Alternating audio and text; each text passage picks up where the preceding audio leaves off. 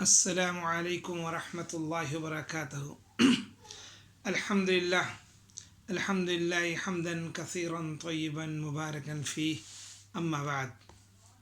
میرے محترم بزرگوں اور دوستوں اور میری ماں اور بہنوں، آج کا موضوع ہے اللہ تعالیٰ سے ڈرنا۔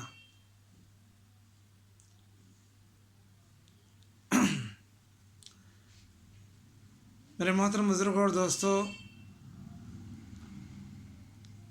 اللہ تعالیٰ فرماتا ہے کہ مجھ سے ڈرو۔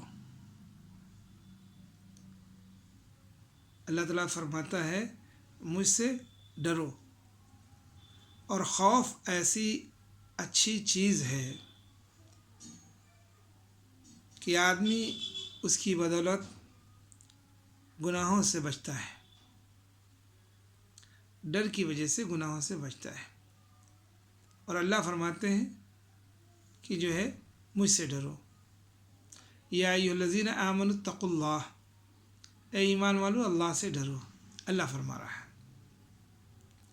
جب آدمی میں ڈر آئے گا تو آدمی گناہ سے بچے گا۔ اس کا طریقہ وہی ہے جو طریقہ توبہ کا ہے، کہ اللہ تعالیٰ کے عذاب کو سوچا کرے اور یاد کیا کرے۔ جب انسان اللہ کے عذاب کے بارے میں سوچے گا اور اسے یاد کرے گا تو گناہوں سے بچے گا، اور جب گناہوں سے بچے گا تو اللہ تعالیٰ کا محبوب بندہ ہو جائے گا، اللہ تعالیٰ کی مدد کے ساتھ شامل حال رہے گی۔ اس لیے ہر وقت اللہ تعالیٰ سے ڈرتے رہنا چاہیے۔ اللہ تعالیٰ نے ہر انسان کے پر دو فرشتے جو ہے یہ بٹھا رکھے ہیں، جو اس کے اچھے اور برے اعمال کو لکھتے ہیں۔ ہمیں دکھائی نہیں پڑتے، لیکن اللہ کی طرف سے مقرر ہیں۔ جب ہم کوئی اچھا کام کریں گے تو دائنے والا فرشتہ لکھے گا، اور جب کوئی برا کام کریں گے تو بائیں والا فرشتہ لکھے گا۔ اور یہ سب اللہ کی بارگاہ میں کل قیامت دن پیش ہوگا، جب حساب کتاب ہوگا۔ تو ہم کبھی غافل نہ رہیں کہ اللہ نہیں دیکھ رہا ہے، اللہ دیکھ رہا ہے۔ تمہارے دل میں کیا ہے، تم کیا کرنا چاہتے ہو، ساری دنیا کے انسان کیا کرنا چاہتے ہیں، کیا ہوگا، اس کا علم سب اللہ کو ہے۔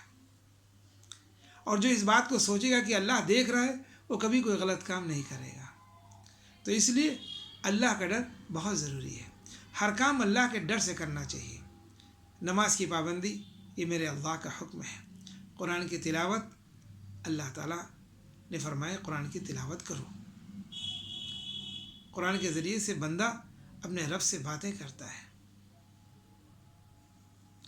جھوٹ مت بولو، میرے اللہ نے فرمایا جھوٹ مت بولو۔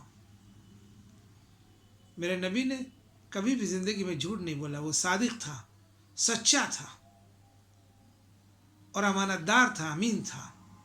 ہم بھی سچے اور امانت دار بنے، اللہ سے ڈریں۔ ہر قدم اٹھانے سے پہلے یہ دیکھیں کہ یہ قدم جو ہم رکھ رہے ہیں یہ جنت کی طرف رکھ رہے ہیں یا جہنم کی طرف، یہ راحت کی طرف یا اللہ کے عذاب کی طرف رکھ رہے ہیں۔ عقل مند شخص اس مختصر سی زندگی میں اپنے رب کی مان کر گزارتا ہے نبی پاسم کے طریقے پر، اور بیوقوف و نادان ہے وہ شخص جو اللہ کی نافرمانی کرتا ہے اور نبی کے طریقوں کے خلاف زندگی گزارتا ہے۔